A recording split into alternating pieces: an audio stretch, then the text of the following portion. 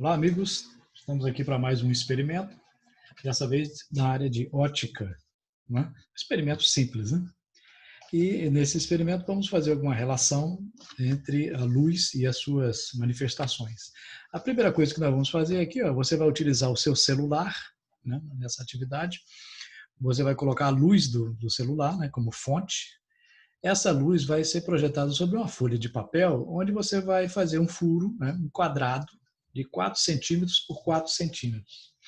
E uma distância aproximada de 10 centímetros dessa folha, né?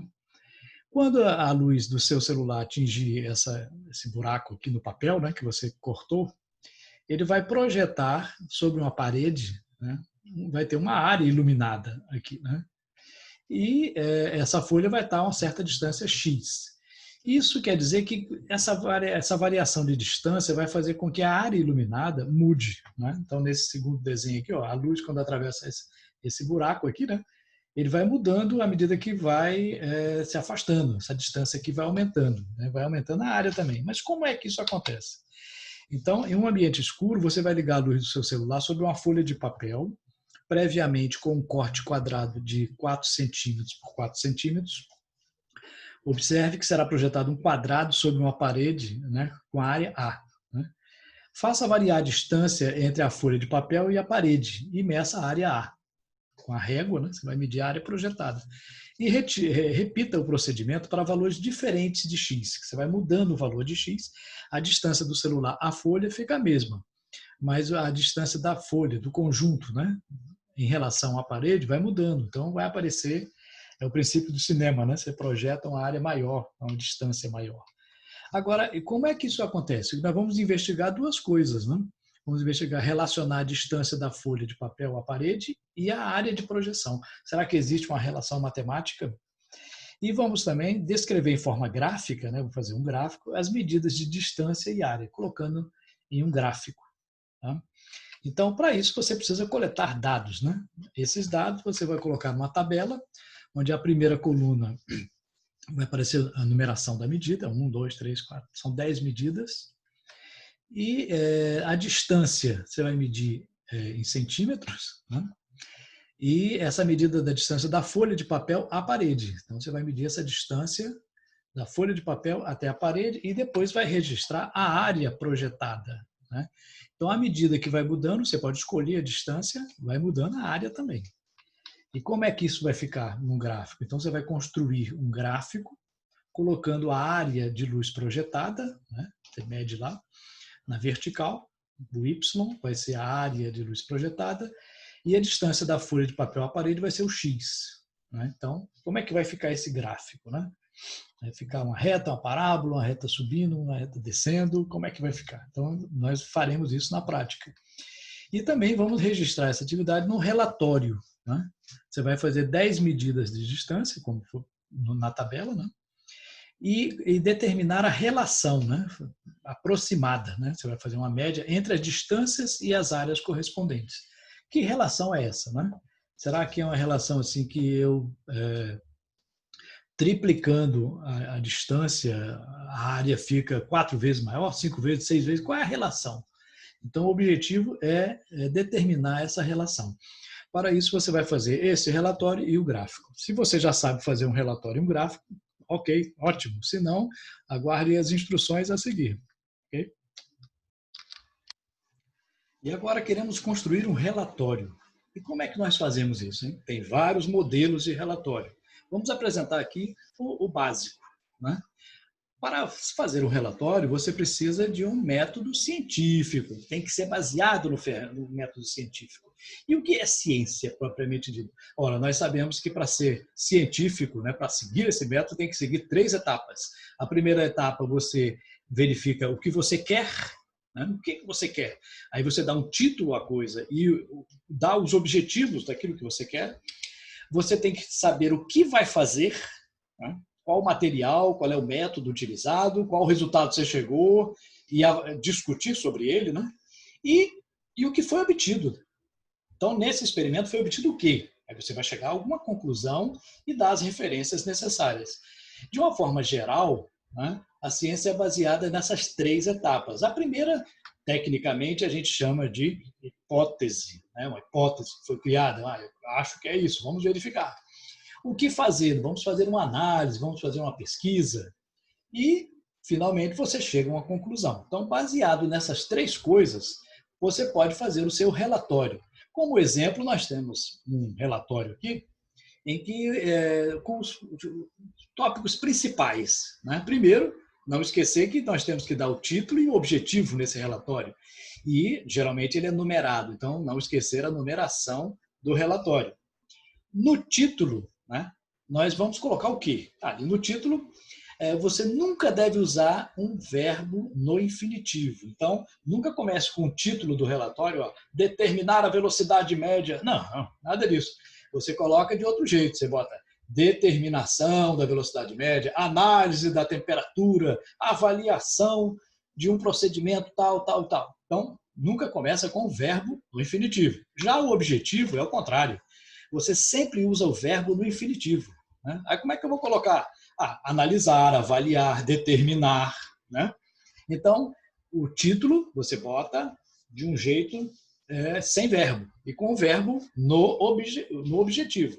Lembrando sempre de nunca usar a mesma raiz da palavra nos dois. Não pode ser a mesma. Eu não posso botar determinação da velocidade, objetivo, determinar, repetindo a mesma raiz da palavra. Nunca deve fazer isso. Já numa segunda etapa, né, etapa 2, você vai registrar no seu relatório material e métodos, resultados e discussão, né? Nessa primeira parte, você vai colocar o quê? Você vai listar os materiais utilizados, contendo a precisão de cada um desses materiais. Então, por exemplo, se você usou uma régua, qual é a precisão dela? 1 milímetro, 1 centímetro, 0,1 milímetro, tem que colocar lá. E vai colocar também a metodologia, você vai descrever a metodologia utilizada detalhadamente, passo a passo. Porque lembre-se, você faz um relatório para os outros e não para si mesmo, né? Nos resultados, você vai listar esses resultados todos, tudo que foi medido tem que estar aqui, tudo que foi calculado tem que estar aqui, e comentá-los também. E lembrando que essa parte, né, importante lembrar, essa é a parte mais extensa de um relatório, né, pois detalha o que foi realizado. Ou seja, um relatório, né, nessa parte aqui, não pode ficar nada abreviado, né? Tem que estar bem descrito, né, nessa metodologia e nos resultados obtidos. E, finalmente, na terceira parte, você vai concluir o seu trabalho, dar as referências e a identificação. Lembrando que, na conclusão, né, você vai finalizar de forma objetiva. Então, nunca coloque uma conclusão muito extensa. É bem o resultado, na hora de fazer a conclusão, olhe para o objetivo. O objetivo é a pergunta e a conclusão é a resposta. Então, ela tem que ser bem objetiva mesmo. Tá? E nunca coloque conclusão, conclui-se que... Não. Você bota verifica-se que, ou usa outras palavras, mas não usa a mesma palavra ligada ao título daquela atividade. Na referências, você vai indicar a fonte de informação para o experimento, né? De onde você tirou a informação? Foi uma pesquisa em um livro de análises, foi um professor que passou uma atividade daquela disciplina. Você vai indicar de onde você tirou a referência para aquela atividade científica. E, finalmente, embaixo, você bota a identificação de quem realizou o experimento, a data e a assinatura, identificando quem fez este relatório. Ok? E aí, se você precisar construir um gráfico, né, é claro que o professor vai orientar você, mas aqui vão algumas dicas importantes. Primeiro que existem um monte de tipos de gráficos diferentes, né? E nós faremos os gráficos da física de uma maneira um pouco mais condensada, né? Vejamos aqui. Não pode faltar num gráfico de jeito nenhum. O que é que não pode faltar num gráfico? O seu gráfico não pode faltar o título, né? Tem que ter um título aqui em cima, curva de aquecimento, tal, curva de velocidade, etc.